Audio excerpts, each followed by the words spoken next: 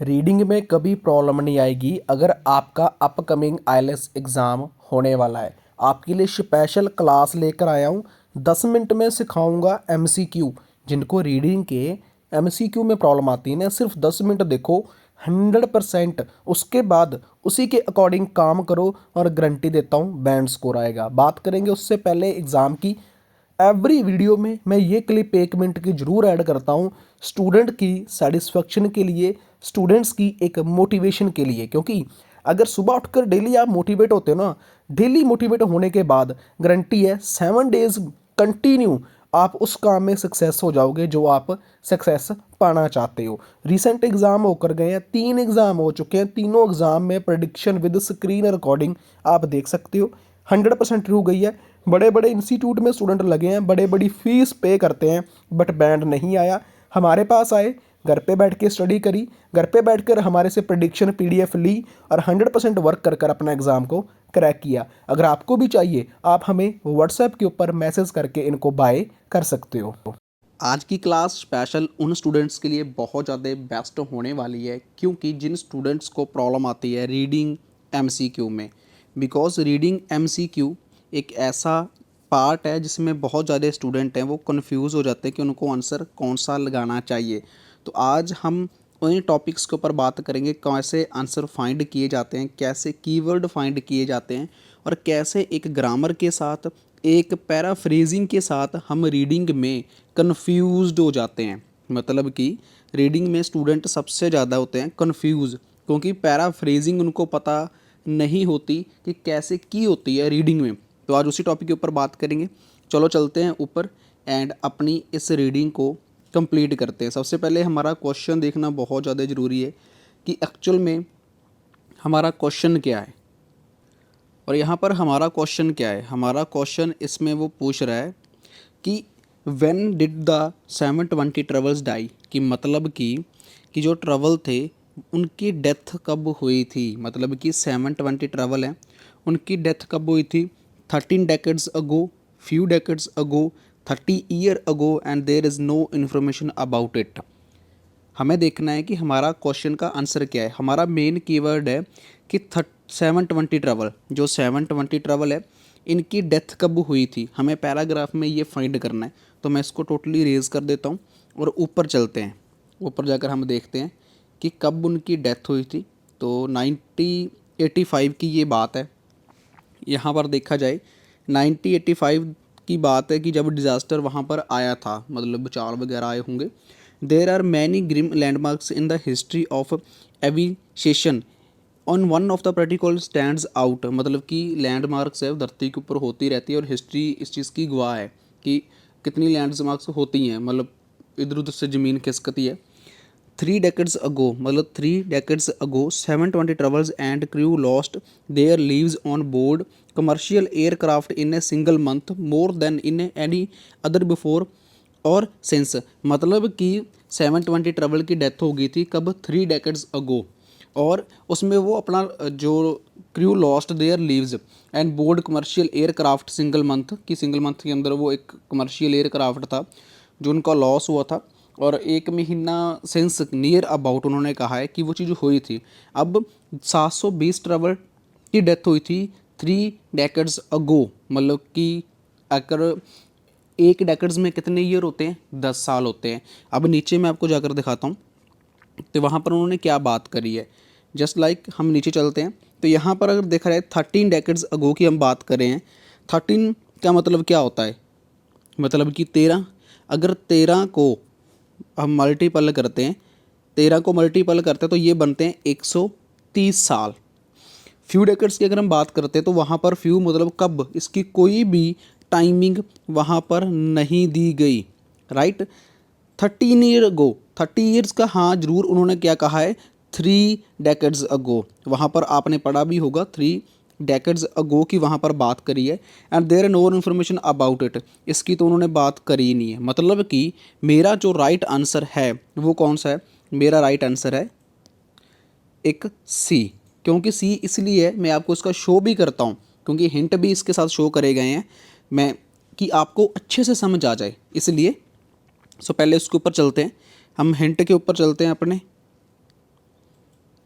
और let's see. तो ये हमारा हिंट है, यहाँ पर आप देख भी सकते हो। और यहाँ पर लिखा है answer A is incorrect. Answer A है वो इनकरेक्ट है, क्यों? क्योंकि 13 डेकेड्स का मतलब होता है 130 साल। और answer B is incorrect because of few decades mean इधर 2 एंड 3, कि उसका कोई मेंशन ही नहीं करा कि कब हुआ था। तो हमारा बी आंसर भी रॉन्ग है। सी और डी आंसर की बात करते हैं, decade D is incorrect because there is a no information about tax. तो हमारा सी आंसर है वो करेक्ट है, क्योंकि 13 ईयर्स की उसने बात करी है। अब समझ में आया पैराफ्रेजिंग कैसे होती है?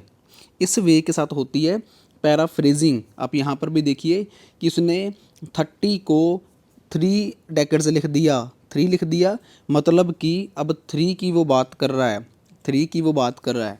सो इस वे के साथ हमारी ये रीडिंग के MCQ दिए होते हैं, जो हम कंफ्यूज हो जाते हैं उनको फाइंड करने में।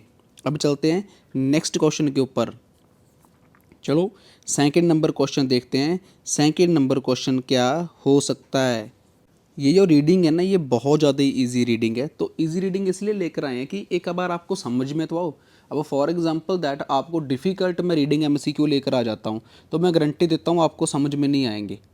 क्लियर कट है, बहुत रेयर चांस होंगे आपको समझ आएंगे। इसलिए डायरेक्ट आज शुरुआत की है हमने नए दिन की एक इजी रीडिंग के साथ, कि आपको पता चल जाए। अब यहाँ पर अगर बात करें तो यहाँ पर वो बात कर रहा है कि जो ट्विन इंजन है टर्बो कुड कैरी कितने पीपल लेके जा सकता है? 8 लोग, 4 लोग, 2 लोग के ओनली पायलट। अब ये आंसर डायरेक्टली हमें मिल सकता है, क्योंकि टर्बो इंजन की बात करेगा, ये हमारा कीवर्ड है, ठीक है। टर्बो प्रॉप इंजन ये हमारा कीवर्ड, और इसी के साथ ही डायरेक्ट आंसर पड़ा होगा हमारा, क्योंकि ये बहुत इजी है। हमने स्टूडेंट्स को, जब हमारे पास स्टूडेंट आते हैं, नए स्टूडेंट आते हैं जिन्होंने 1 बार 2 बार पेपर दिया होता है, तो हम सबसे पहले उनको ऐसी ही रीडिंग करवाते हैं कि उनको समझ आए, पहले पैराफ्रेजिंग समझ आए। अब उनको अगर हाई लेवल की दे देंगे तो उनको समझ आएगा ही नहीं यार, तो वो क्या फिर लो एग्ज़ाम देंगे, फिर उनका स्कोर नहीं आएगा, 16,000 रुपये वेस्ट होंगे।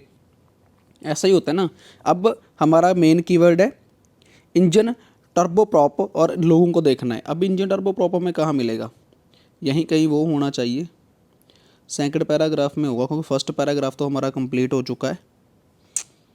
अब हमारा सेकंड पैराग्राफ है, उसके ऊपर चलते हैं। अब हमें यहाँ पर देखने को मिल रहा है कि the deaths occurred in the 4 separate accident in the 1985 में ये सब कुछ हुआ। ईच डिजास्टर हैड ए कोई डिफरेंट केसेस, कि 90 ईच डिजास्टर, मतलब कि वहाँ पर जो डिजास्टर हुए थे उन सब की डिफरेंट ही कहानी है, डिफरेंट ही केसेस हैं। Aircraft involve arrange in the 747 with hundreds on board to tiny twins engine, ये आ गया tiny twin engine turbo prop carrying just 8 people. देखो मैंने कहा था ना कि क्योंकि इसके कोई जो क्वेश्चन है ना, वो डायरेक्टली उसमें सिर्फ ओनली 2 कीवर्ड्स ही हैं, ये ही टर्बो क्रैक इंजन ही जस्ट उनका कीवर्ड है, और कुछ भी नहीं है। और जब यहाँ वहाँ पर ये चीज़ दी होती है ना, या ये ऐसा सेम क्वेश्चन आता है, तो समझ लेना कि वहाँ पर उसका आंसर डायरेक्टली मुझे मिल जाएगा। तो आप जल्दबाजी में शायद कन्फ्यूज़ हो जाओ, बट इसका डायरेक्ट हमें आंसर मिल चुका है कि वो 8 लोगों को ही डायरेक्ट लेके जाता है। मतलब यहाँ पर भी आप देख सकते हो 8 पीपल, और वहाँ पर 30 ईयर्स। बाद में हम आंसर भी चेक करेंगे, तो ये डायरेक्टली हमें आंसर मिल गया। अब चलते हैं नेक्स्ट के ऊपर। नेक्स्ट क्या कह रहा है? The worst accident in history, कि बड़ा एक्सीडेंट है हिस्ट्री के according to the paragraph was, कि कब हुआ था, मतलब according to the paragraph was मतलब flight 123 sorry, Delta flight 191 British Airtours occurs flight 28M and Bar Harbor Airlines flight 1808। मतलब कि सबसे बड़ा एक्सीडेंट, सबसे ज़्यादा लोग जिसमें क्रैशिंग ज़्यादा हुई थी, तो वो कौन सी फ़्लाइट्स में हुआ था? तो उसको लेट्स सी, उसको देखते हैं पहले। हमारे पास हमारा मेन कीवर्ड क्या है कि कब हुआ था फ़्लाइट में सबसे बड़ा एक्सीडेंट, कितने लोग मरे थे, वो चीज़ के लेकर। ये भी हमें नेक्स्ट पैराग्राफ में मिलेगा, क्योंकि ये भी इजी लग रहा है मेरे को। तो यहाँ पर बात करते हैं, देयर वाज जापान एयरलाइंस, ठीक है, Japan airline 123 their worst single aircraft accident in history. देखो पहला आंसर ही हमें मिल चुका है कि 123 ए आंसर है इसका। In the which 5 to 24 board were killed कि 520 से लेकर 524 मर गए थे। Further 137 died when direct flight 1991। 137 लोग मरे थे जब डायरेक्ट फ्लाइट मतलब बी वाले थे, क्योंकि सबसे ज़्यादा की पूछे गई है ना, हाईएस्ट की पूछे गई है तो हाईएस्ट ए है। तो इसके बाद यहाँ पर बात करिए सभी पैराग्राफ में, रीड करने की ज़्यादा ज़रूरत नहीं है। कितने लोग कब मरते हैं देखो, ब्रिटिश आर्ट अकर्स फ्लाइट में 28 एट द कितने लोग मरे थे, 55 डेथ्स हुई थी। इसमें कितनी डेथ हुई है, lost their few into small airport को, तो मतलब सबसे बड़ा जो हुआ था वो हुआ था ए का, तो मतलब आगे उसने बताया है जस्ट नॉर्मल। तो अब जो 4 का आंसर है वो आपने फाइंड करना है, ईजी है, 4 का आंसर आपने ही फाइंड करना है। और कहाँ पर 4 का आंसर फाइंड होगा मैं आपको वो भी बताता हूँ। ऑब्वियसली बात है इन द नेक्स्ट पैराग्राफ में होगा, क्योंकि जापान वाला ये है। और 4 का जो आंसर है वो आपको इसमें मिलेगा, इसमें ही मिलेगा आपको। तो आपने फाइंड करना है और मुझे कमेंट में बताना है कि आपने 4 का आंसर क्या लगाया है। ठीक है, ये पैराग्राफ है, मैंने आपको दिखा दिया, इसमें मिलेगा 4th का आंसर। तो नीचे ये क्वेश्चन है, आप फिर इसको रीड कर लो। ठीक है, जापान एयरलाइन फ़्लाइट 122 क्रैश्ड की, अब ये बहुत इजी है यार, बहुत इजी है। अगर आपने ये फाइंड कर लिया, कल आपको डिफ़िकल्ट रीडिंग सिखाऊंगा, वो भी एमसीक्यू की, ये मेरा प्रॉमिस है। तो चैनल को सब्सक्राइब एंड लाइक ज़रूर कर देना।